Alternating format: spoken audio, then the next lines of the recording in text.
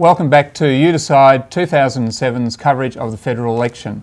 This is where you report the election, and we're just about to talk about the public opinion polls that are published in the newspapers every day.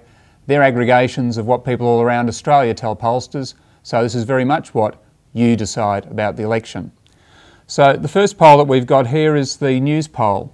News Poll is conducted in association with The Australian, and we've got two dots at the beginning there which represent the situation as of last election, where the Liberal Party got around 52% of the vote.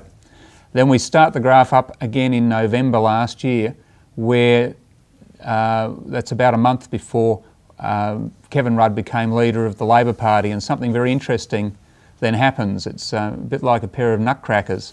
The graph opens up, closes down a little bit, then it opens up. And it goes along, and there's basically not very much fluctuation in there.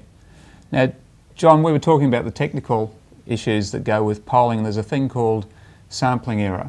Could you just explain what sampling error tells you about this graph? Well, one of the things about sampling error, Graham, is that on a normal news poll, it's about 3.5%, plus or minus 3.5%. So when you get the primary vote, you then have to recognise that you can only be 90% confident that that's within 3 to 3.5% of being accurate either way. And so if there's a shift in the poll, say from 56% to 57%, that's really within the margin of error. So essentially, not much has happened, and you really can't be definitive about saying, oh yes, you know, they're up 1%. Well, they may be and they may not be. So looking at this graph, how confident are you that the ALP is that far ahead? I'm quite confident the ALP is ahead, but not as much as that, because when you account for the margin of error, the gap is really, across the 12 months, is really about 6%. Now, the interesting thing is that Rudd actually needs a bit more than 6% across the nation to get over the line. So, you know, 6%, but back here we've got him on 48. 6% is 54%. 6%. Is 54% not enough to? 6% between the Conservatives and the Labor Party is. So you think he needs what, 53% of the vote to win? No, he needs a gap between himself on the two-party preferred base. He needs a gap between himself and the Conservatives of 6% plus. I mean, Warwick probably knows more about the actual stats. And of course, the problem about opinion polls is that they are, News Poll, for example, is based on 1,200 people nationally. Now, that's statistically reliable, but when you get down to individual seats, it really does get a bit fraught. And Queensland has always been the Bush has always been underrepresented. You really can't, in my view, use a poll like News Poll or Morgan, which of course is notoriously the most inaccurate poll in Australia, on the political landscape in Australia.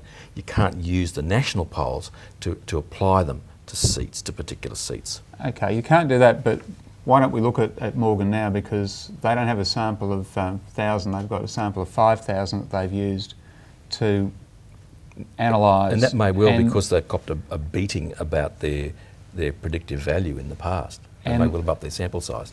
And they've also split it up into city and country, which might meet one of your other criticisms there. And when we look at this graph, the Labor Party votes strongest in Queensland. Dale, is that your feeling, that Queenslanders you travel around the place a bit? You're originally from Sydney. Are Queenslanders really that hooked on to Kevin Rudd? And if they are, why? I'm sure there's a statistical error in the company that I keep, Graham. You know, I get a twinkle in the eye. It's a statistical error now, is it? I feel very strongly that people whom I would have thought would have been sympathetic to the coalition are actually saying things like it's time for a change. Now, whether that translates into something, I'm not sure, but I do think there's a widespread sense that we need something different, and we need something. I mean, the big issue is always about climate change and education and health, aren't they? They're the things that people think need changing. I'm on a different page, I think.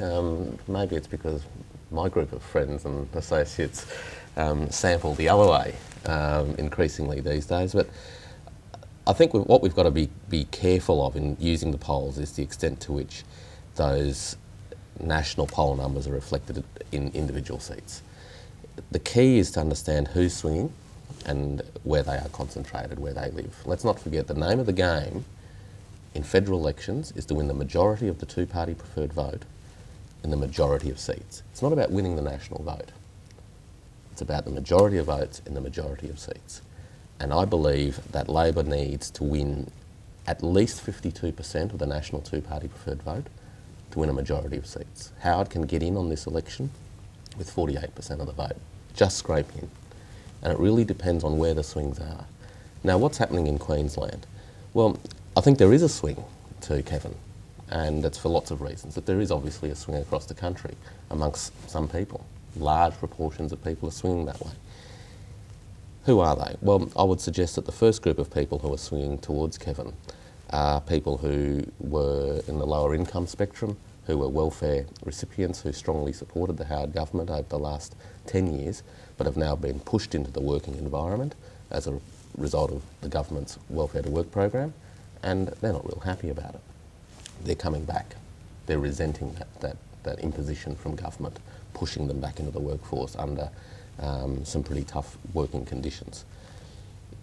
Is that enough to get Kevin over the line? Well, you know, he needs to get swings of 8% in Queensland to be a show. He needs to win seats like Herbert in North Queensland to be able to win the election, and that's a 7+% seat. And are there enough doctors' wives out there who are going to vote for Kevin? Well, I think it's not just doctors' wives, but they're actually You're saying the it's not doctors' themselves. wives at all. Well, aren't no, you? that's the other group. I think there is a large group of high-income earners. And too. by doctors' wives, I mean, is it gender specific? I mean, is it Well, I think it is. just females or? Well, I think it is. I thought it was And- a euphemism for some of the men who married to doctors. Well, no.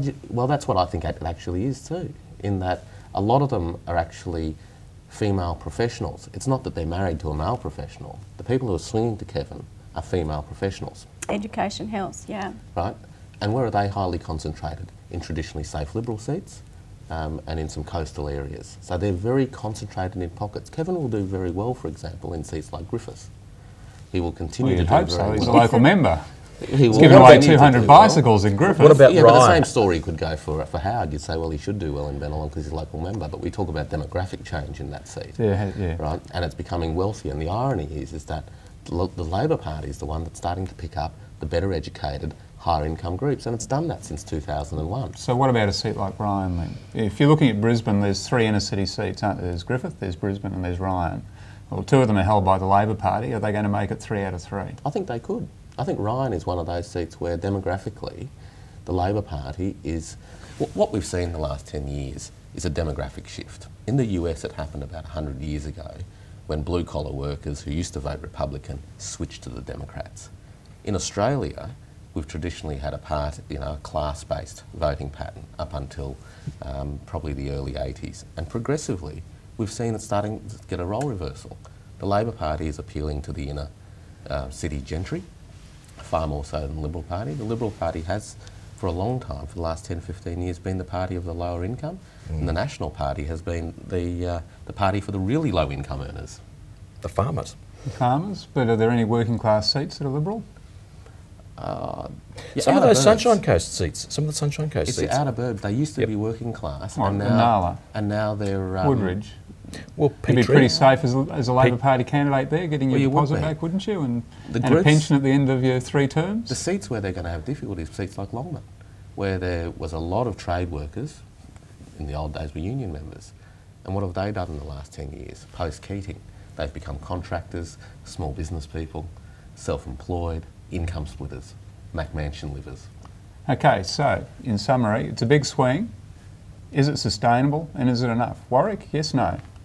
Difficult to sustain. It needs to stay where it is for Kevin to win. He should win in a canter on these numbers, but his challenge will be holding that vote when self-interest kicks in the outer burbs. John? No, Canter or a I gallop? think he'll do it in a canter. I think he'll do it in a canter because I think the government's continuing to stuff things up as we go. And it's still very early days, but if we have too many more interest rate hikes and too many more worm fiascos, the government's vote will actually fall away. And Dale, you're backing the polls? Oh, look, I just don't want to jinx it. Well, it sounds like Kevin's got at least 1 vote. You live in Griffith, don't you?